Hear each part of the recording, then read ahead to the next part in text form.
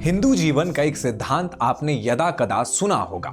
यह सिद्धांत है मनसा, वाचा और कर्मणा, यानी किसी भी व्यक्ति को अपने विचारों, अपनी वाणी और फिर अपने कामों में एक सा ही व्यवहार करना चाहिए। यह हिंदू दर्शन के आधार जैसा है। लेकिन यह आधार तो हिंदुओं का है। क्या हो कि आपके घर के सामने रहने वाला श्रीनिवास तिलक लगाता हो, हिंदुओं के पैसे से चलने वाले ट्रस्ट में नौकरी करता हो और तिरुपति में श्रद्धा दिखाने का दावा करता हो, लेकिन असल में वो सैम्यूल हो चुका हो। क्या हो कि श्रीनिवास के हाथ अब भगवान विष्णु के सामने श्रद्धा के लिए ना जुड़ते हो, बल्कि उसके आंसू जीसस के लिए बहते हो। यानी मनसा, वाचा और कर्मणा तीनों की तिलांजलि दे दी गई हो। जैसा उदाहरण मैंने दिया, ऐसे आज भारत में लाखों लोग हैं, लेकिन एक सूबा ऐसा है जहां कितने श्रीनिवास सैम्यूल बन चुके हैं यह पता ही नहीं चलता। यह सूबा है आंध्र प्रदेश। वही आंध्र प्रदेश जहां तिरुमला की पहाड़ियों पर भगवान विष्णु विराजमान है। वही आंध्र प्रदेश जहां भगवान शिव का ज्योतिर्लिंग मल्लिकार्जुन है। वही आंध्र प्रदेश जहां अब हजारों चर्च हैं, जिसे पिछले 20 सालों में से 11 साल किसी ईसाई मुख्यमंत्री ने चलाया है। आंध्र प्रदेश की चर्चा आज मैं इसलिए कर रहा हूं क्योंकि यहां पर बढ़ती ईसाई धर्मांतरण की समस्या पर बात नहीं होती। जो आंध्र प्रदेश आंकड़ों में हिंदू बहुल नजर आता है, वहां अंदर ही अंदर ईसाई बढ़ते जाते हैं, लेकिन किसी के कानों पर जूं नहीं रेंगती। आंध्र प्रदेश शायद देश में अकेला ऐसा राज्य है जहां सरकारी आंकड़ों में ईसाइयों का नंबर घटा है। लेकिन क्या सरकारी पन्नों में जो लिखा है वो सही है, या फिर जमीन पर सब कुछ बदलता जा रहा है और हमें भनक तक नहीं? बात की शुरुआत करेंगे सरकारी नंबर से। 2011 की जनगणना की मानी जाए तो विभाजित यानी आज के आंध्र प्रदेश में ईसाइयों की जनसंख्या मात्र 6.82 लाख है। यह आंध्र प्रदेश की पूरी जनसंख्या का केवल 1.3% है। लेकिन क्या सही में ईसाइयों का नंबर इतना कम है? CPS इंडिया की एक रिसर्च कहती है कि 1911 में आंध्र प्रदेश में ईसाइयों की जनसंख्या 3 लाख हुआ करती थी। यह 1971 तक लगातार बढ़ती रही और 14.8 लाख तक पहुंच गई। 1971 में आंध्र प्रदेश में 5.3% आबादी ईसाइयों की हो गई। लेकिन यही रिसर्च बताती है कि 1971 के बाद कुछ ऐसा हुआ कि दशक दर दशक ईसाई आबादी गोते खाने लगी और 2011 तक लगभग 1/4 ही रह गई।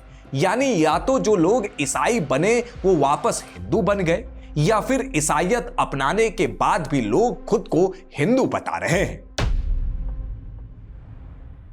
अगर पहली संभावना को ही सच मान लिया जाएगा तो यह बात गले नहीं उतरती कि लाखों ईसाई वापस हिंदू बनते जा रहे हैं और इस पर कहीं कोई चर्चा नहीं हो रही। आंध्र प्रदेश में बीते 4 से 5 दशकों में ऐसा कोई बड़ा घर वापसी कार्यक्रम भी नहीं हुआ जिससे हजारों लाखों ईसाई वापस हिंदू बने हो। 2015 के आसपास कुछ 8,000 ईसाइयों के वापस हिंदू बनने की बात जरूर सामने आई थी, लेकिन यह आंकड़ा ऐसे है जैसे ऊंट के मुंह में जीरा। दूसरी तरफ यह बात इसलिए भी नहीं स्वीकारी जा सकती क्योंकि आंध्र प्रदेश में कलीसों का नंबर नहीं घटता नजर आता। अलग अलग रिपोर्ट्स बताती है कि आंध्र प्रदेश में 6,000 से 10,000 के बीच चर्च हैं। तो जहां ईसाई घट रहे हैं वहां चर्च में आखिर कौन प्रार्थना करने जा रहा है? ऐसे में सुई दूसरी आशंका पर घूमती है और यह अंडर रिपोर्टिंग है, यानी यीशु को मानने वाले भी खुद को सरकारी कागजों में हिंदू बताते हैं। यह आशंका ज्यादा मजबूत लगती है क्योंकि पहचान छुपाने वाले क्रिप्टो क्रिश्चियन की कहानी हमारे लिए कोई नई नहीं है। दरअसल कानूनन अगर कोई हिंदू दलित ईसाइयत में कन्वर्ट हो जाता है तो उसे आरक्षण जैसे तमाम लाभ मिलना बंद हो जाते हैं। ऐसे में फायदा यही है कि मन से भले ईसाई हो जाओ लेकिन कागजों में हिंदू लिखा हो। और आंध्र प्रदेश में तो ऐसे क्रिप्टो क्रिश्चियन तिरुपति मंदिर तक में घुसपैठ कर चुके हैं। फरवरी 2025 में ही तिरुपति मंदिर का मैनेजमेंट करने वाले तिरुमला तिरुपति देवस्थानम ने 18 ऐसे कर्मचारी सस्पेंड कर दिए थे जो दूसरे धर्म यानी ईसाइयत का पालन कर रहे थे। बताया गया कि इनमें से अधिकांश ईसाई थे। जुलाई 2025 में भी 4 ऐसे कर्मचारी सस्पेंड किए गए थे। नियमों के अनुसार टीटीडी में वही व्यक्ति काम कर सकता है जो सनातन में विश्वास रखता हो। अलग अलग समय पर हुई जांच में टीटीडी को तमाम ऐसे कर्मचारी मिले हैं जो ईसाईयत में कन्वर्ट हो चुके हैं। लेकिन कहानी 2025 तक ही नहीं रुकती। 2023 में आंध्र प्रदेश हाईकोर्ट ने ऐसे ही एक ईसाई की नौकरी वापस करने से इनकार कर दिया था, जिसके ऊपर अपना धर्म छुपाकर टीटीडी में नौकरी करने का आरोप था।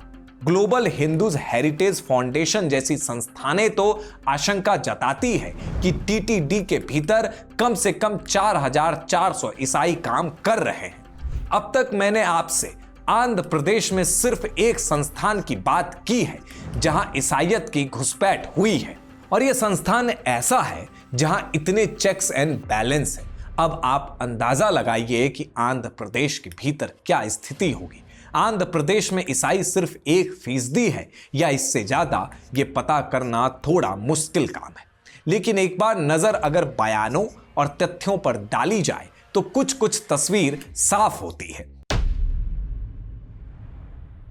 2020 में आंध्र प्रदेश की वाईएसआरसीपी के सांसद रामकृष्णन राजू ने खुद ये स्वीकार किया था कि ईसाई मिशनरियां राज्य में बड़े स्तर पर पैसे का लालच देकर धर्मांतरण करवा रही है। वैसे जिस पार्टी से रामकृष्णन राजू आते हैं उसके मुखिया यानी जगन मोहन रेड्डी पर ही राज्य में सरकारी संसाधनों के सहारे ईसाईयत को बढ़ावा देने का आरोप लगता रहा है। जगन मोहन रेड्डी ने 2019 में सत्ता में आने के बाद शुरुआती दिनों में ही फैसला किया था कि वो अपने राज्य से जेरूसलम और बेथलेहम जैसे जगहों की यात्रा करने वाले ईसाइयों को 60,000 की मदद देंगे। इसके अलावा जगन की ही सरकार ने पादरियों को राज्य में 5,000 रुपए महीने देने का फैसला लिया था। ये बात हास्यास्पद है कि 5,000 की मदद पाने वाले ज्यादातर पादरियों के पास या तो हिंदू ओबीसी या फिर एससी होने का सर्टिफिकेट था। यह दावा लीगल राइट्स प्रोटेक्शन फोरम नाम की एक संस्था ने किया था। हिंदुओं की आस्था के साथ मजाक का स्तर जगन की सरकार में यहां तक था कि 2019 में तिरुपति जाने वाली बसों पर ईसाईयत से जुड़े विज्ञापन थे। इसे अप्रत्यक्ष रूप से धर्मांतरण के प्रमोशन के तौर पर देखा गया था कि जहां तुम तिरुपति जाते हो तो अपना पैसा खर्च करना पड़ता है और अगर ईसाई बनकर जेरूसलम जाओगे तो सरकार मदद देगी। अब अगर ईसाइयों की संख्या आंध्र प्रदेश में इतनी कम है तो भला उनसे जुड़े इतने मजबूत फैसले कैसे लिए जा रहे हैं? राजनीति में किसी भी समूह के लिए कितने फैसले होंगे ज्यादातर उनके जनसंख्या से तय होता है। आंध्र प्रदेश में अगर ईसाई ऐसी स्थिति में नहीं होते तो वो लगातार महत्वपूर्ण फैसलों पर कैसे प्रभाव डाल रहे होते। वैसे जगन मोहन रेड्डी के खुद के धर्म को लेकर विवाद कम नहीं है। जगन मोहन नाम सुनने के बाद हिंदू लग सकता है लेकिन वो एक ईसाई हैं।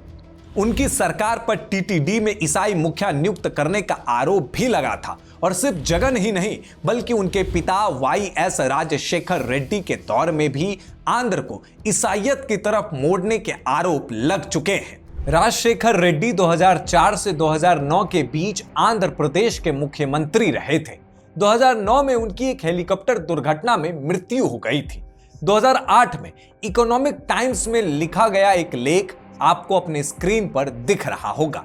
यह तब लिखा गया था जब वाईएस राजशेखर रेड्डी ने ईसाइयों को जेरूसलम भेजने के लिए सब्सिडी देने का फैसला लिया था। कहते हैं कि उन्होंने राज्य में कलीसों की मरम्मत के लिए भी 1,50,000 रुपए देने की मंजूरी दी थी।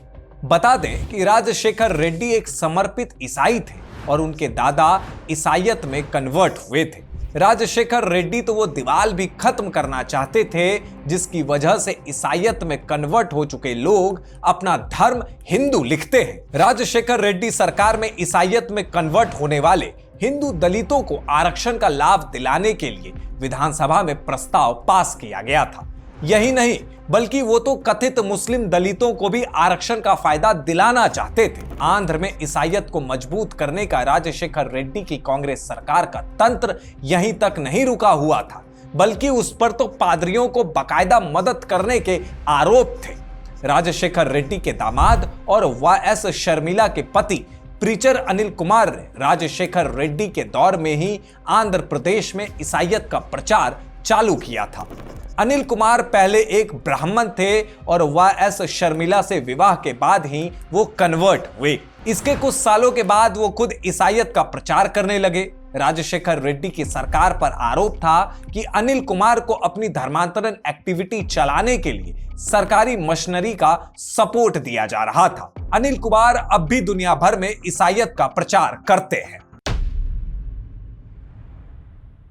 तो जिस राज्य में ईसाईयत में कन्वर्ट होने को पूरा तंत्र समर्थन दे, पादरियों को हजारों का मानदेय दिया जाए, जहां हिंदू धर्म स्थानों में जाने वाली गाड़ियों पे जुड़े विज्ञापन ईसाईयत का प्रचार करे और जहां कन्वर्ट होने वालों को आरक्षण दिलाने के लिए एड़ी चोटी का जोर लगा दिया जाए, वहां ईसाइयों का नंबर बीते 50 साल में घट गया है, ये बात गले से नहीं उतरती। हो सकता है आंध्र प्रदेश में 10% ईसाई आबादी हो सकता है ये 5% हो, या हो सकता है 1/4 तक हो, लेकिन आंध्र प्रदेश में सिर्फ 1.5% क्रिश्चियन रहते हैं, ये कोई भी तार्किक आदमी मानने से इनकार कर देगा। आंध्र प्रदेश की असल सच्चाई क्या है? कितने श्रीनिवास असल में सैम्यूल बन चुके हैं? कहां तक इन मिशनरियों की घुसपैठ है, ये शायद ही हमें कभी पता लगे। लेकिन एक बात तो तय है, सच्चाई सिर्फ उतनी नहीं जितनी किसी सरकारी दफ्तर में धूल फांकती फाइल में दिखती है। सच्चाई इससे भी कहीं आगे है, गहरी है और गंभीर है।